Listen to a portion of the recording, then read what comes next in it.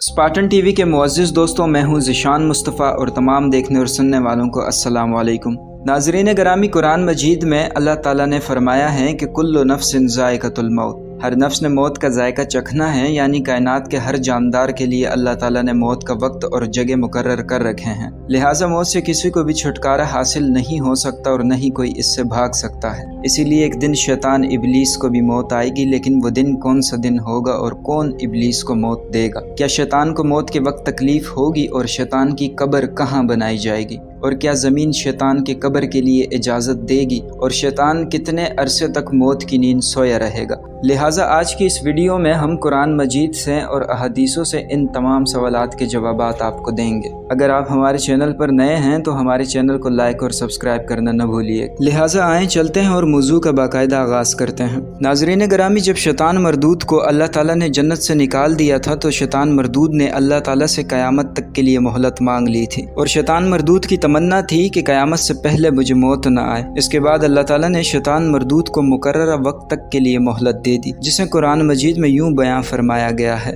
लिहाजा दोस्तों, शैतान मरदूद अल्लाह ताला से मोहलत मांगते हुए सूरह आराफ आयत नंबर 14 में फरमाते हैं, क़ाल अंज़िरनी इला यौमि युबअसून। तर्जुमा है, शैतान ने कहा तू मुझे उस दिन तक मोहलत दे दे जिसमें लोग उठाए जाएंगे। इसी तरह सूरह आराफ आयत नंबर 15 में अल्लाह ताला ने शैतान मरदूद को जवाब देते हुए कहा, क़ाल इन्नका मिनल मुनज़रीन। तर्जुमा है, अल्लाह ने फरमाया तुझे मोहलत है। इसके बाद शैतान मरदूद ने अल्लाह ताला को वाज़े तौर पर सूरह आराफ आयत नंबर 16 में फरमाया, क़ाल फ़बिमा अग़वैतनी लअक़उदन्न लहुम सिरातकल मुस्तक़ीम। इसका तर्जुमा है, शैतान ने कहा मुझे इसकी कसम है कि तूने मुझे गुमराह किया, मैं ज़रूर तेरे सीधे रास्ते पर लोगों की ताक में बैठूँगा। शैतान अपनी बात के बाद फिर से सूरह आराफ आयत नंबर 17 में अल्लाह ताला से फरमाते हैं, सुम्मा लआतियन्नहुम मिन बैनि ऐदीहिम व मिन खल्फिहिम व अन ईमानिहिम व अन शमाइलिहिम व ला तजिदु अक्सरहुम शाकिरीन। तर्जुमा है, फिर ज़रूर मैं इनके आगे और इनके पीछे और इनके दाएं और इनके बाएं से इनके पास आऊँगा और तू इनमें से अक्सर को शुक्रगुजार न पाएगा। लिहाजा इसी तरह अल्लाह ताला शैतान को जवाब देते हुए सूरह आराफ आयत नंबर 18 में फरमाते हैं, काल अखरुज मिन्हा मज़उमम मदहूरा लमन तबिअका मिनहुम लअमलअन्न जहन्नम मिनकुम अजमाइन। तर्जुमा है, अल्लाह ने फरमाया तू यहाँ से जलील व मरदूद होकर निकल जा, बेशक इनमें से जो तेरी पैरवी करेगा तो मैं ज़रूर तुम सबसे जहन्नम भर दूंगा। लिहाजा दोस्तों, ये थी वो बातें जो शैतान मरदूद ने अल्लाह ताला से मोहलत मांगते हुए कही थी और इसी बात पर अल्लाह ताला का गज़बनाक गुस्सा था और शैतान मरदूद को जन्नत से दुनिया में भेज दिया गया। मुफस्सिरीन के मुताबिक वक्त मालूम वो वक्त होगा जब हज़रत इसराफील अलैहिस्सलाम पहली दफ़ा सूर फूंकेंगे। इस्लामी कुतुब में आता है कि जब क़यामत की निशानियाँ पूरी हो जाएंगी तो मोमिनीन के बगलों के नीचे एक खुशबूदार हवा घुसेगी, जिससे तमाम ईमान वाले वफ़ात पा जाएंगे और फिर इसके बाद 40 साल का ज़माना गुजरेगा जिसमें कोई बच्चा पैदा नहीं होगा। यानी हर इंसान की उम्र कम अज़ कम 40 साल होगी, चूँकि सब मुसलमान मर चुके होंगे, इसलिए ज़मीन पर सब कुफ़ार और मुशरिक रह जाएंगे। इस्लाम की मारूफ किताब तफसीर दर मंशूर में सफ़ा नंबर 70 पर लिखा है कि जब मोमिनीन के वफ़ात को 40 साल गुजर चुके होंगे फिर हज़रत इसराफील अलैहिस्सलाम पहली दफ़ा सूर फूंकेंगे। शुरू में इस सूर की आवाज़ नहायत कम होगी और लोग कान लगा करके सुनेंगे, फिर ये आवाज़ बढ़ती बढ़ती इस कदर ज़्यादा हो जाएगी कि कानों के पर्दे तक फट जाएंगे लोगों के और लोगों की नतलों से पीप बहना शुरू हो जाएगा और लोग इसकी तकलीफ़ की शिद्दत बर्दाश्त न करते हुए मर जाएंगे। लिहाजा उस वक्त इंसान, जिन, फरिश्ते और यहाँ तक कि इब्लीस को भी उस वक्त मौत आ जाएगी।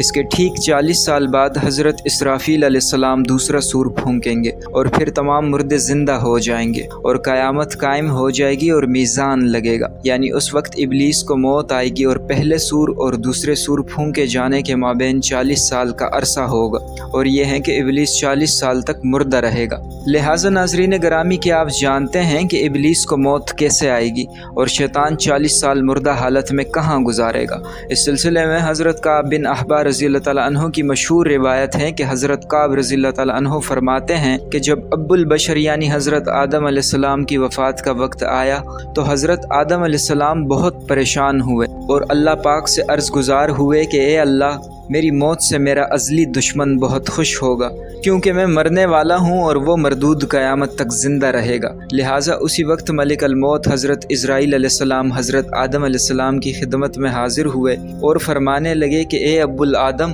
آپ مرنے کے بعد جنت میں جائیں گے، جبکہ ابلیس قیامت تک دنیا میں رہے گا۔ اور ملک الموت فرمانے لگے کہ قیامت سے 40 سال پہلے ابلیس کو ایسی موت آئے گی کہ وہ پوری دنیا کے انسانوں جتنی موت کی تکلیف برداشت کرے گا، اور پھر جہنم ہی اس کا ٹھکانہ ہوگا۔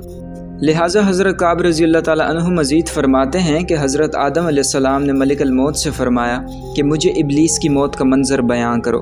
اس کے بعد ملک الموت نے ابلیس کی موت کا حال بیان کرنا شروع کیا، تو وہ اتنی دردناک موت تھی کہ حضرت آدم علیہ السلام اپنے آنسوؤں پر قابو نہ رکھ سکے۔